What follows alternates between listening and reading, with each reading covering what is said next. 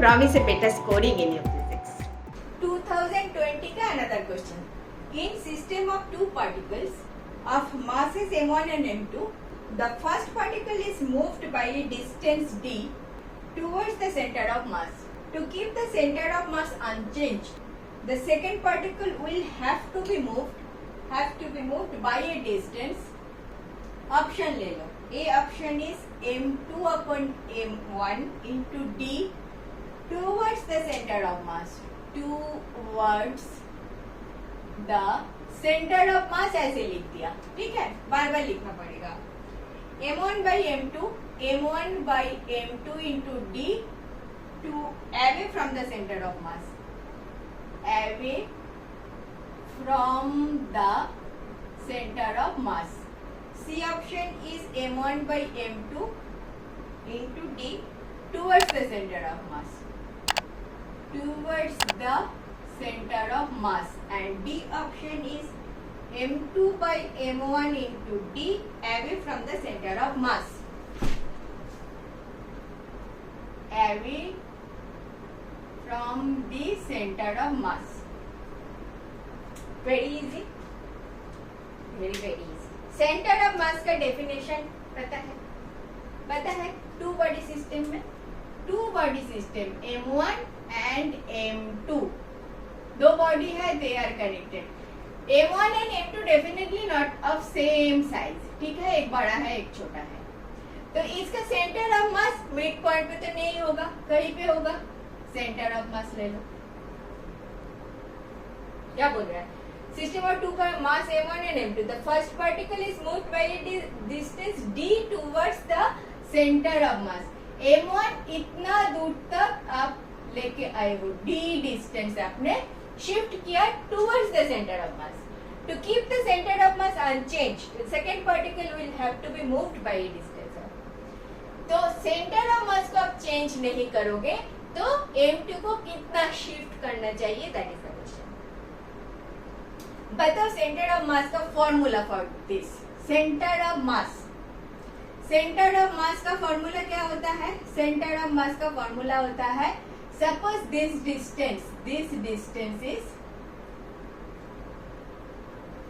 x1, this is आपका x2. Correct. तो CM होता है m1x1 plus m2x2 divided by m1 plus m2. This is the position of CM. x CM. इस formula पर there are different ways of doing this, solving this problem. मैं जो बोल रही हूँ वो बहुत आसान है. ओ देखो, इसको डिफरेंशिएट कर दो. डिफरेंशिएटिंग, डरो मत. डिफरेंशिएटिंग द इक्वेशन, dxcm हो जाएगा. इधर m1 तो कांस्टेंट dx1 होगा प्लस m2 तो कांस्टेंट dx2 होगा divided by m1 plus m2. Difficult है? बिल्कुल नहीं. नाउ डिफरेंशिएट किया, d लगाया, क्योंकि x इज वेरिएबल, m तो वेरिएबल नहीं है, m तो कांस्टेंट है.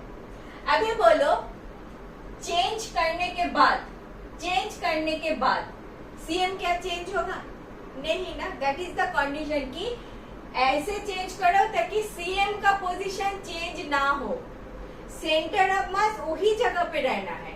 तो d ऑफ cm ये क्या हो जाएगा? चेंज ऑफ cm का पोजीशन, ये तो जीरो हो गया मेरा. 0 equal to m1 dx1 plus m2 dx2 हो गया. ये वाला तो जीरो हो गया. 0 इंटू m1 प्लस m2 तो जीरो हो गया. क्लियर? dx1 क्या है जो आपने चेंज किया?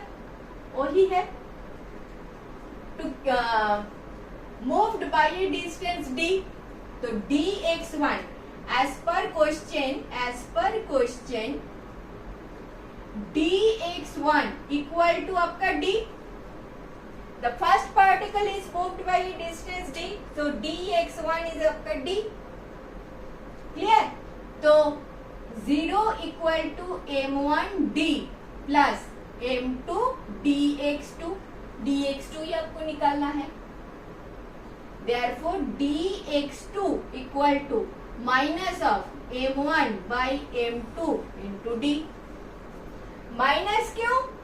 अगर d पॉजिटिव डायरेक्शन में जा रहा है तो आपका m2 जो डिस्प्लेस करना पड़ेगा वो इन दिस डायरेक्शन में, meaning bye towards cm. So towards cm and towards cm ये दोनों में m1 by m2 होना चाहिए. m1 by m2. C is your correct option. बात समझ में आया?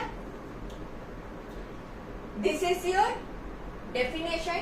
m1x1, m2x2, m1x2. Change of cm का पोजीशन, सेंटर ऑफ मास का पोजीशन कितना चेंज किया? 0. तो 0 इंटू दिस तो 0 हो गया. मैंने डिफरेंशिएशन जब किया m1 तो m1 रहा, dx1 एंड dx2 हो गया. आपका dx1 x1 क्या? m1 का डिस्टेंस फ्रॉम c1 से था. m1 को आपने डिस्प्लेस किया, दैट इज dx1. डिफरेंशिएशन जो किया उतना चेंज किया, that is given as d. m2 dx2 रह गया. dx2 ही आपको निकालने के लिए बोला है कि m2 को कितना शिफ्ट करना चाहिए? dx2 आ गया इतना. क्लियर? माइनस साइन दे रहा है, दिस इज दिस वे, तो this one should be shifted this way, meaning by towards the cm. Distance d towards the center of mass. ये भी towards गया था, वो भी towards आएगा, लेकिन उल्टा डायरेक्शन पे, towards. क्लियर? समझ में आ गया? बिल्कुल आ गया. नेक्स्ट देखते हैं. Thank you for watching. This way I have explained last 20 years of questions. If benefited, do watch.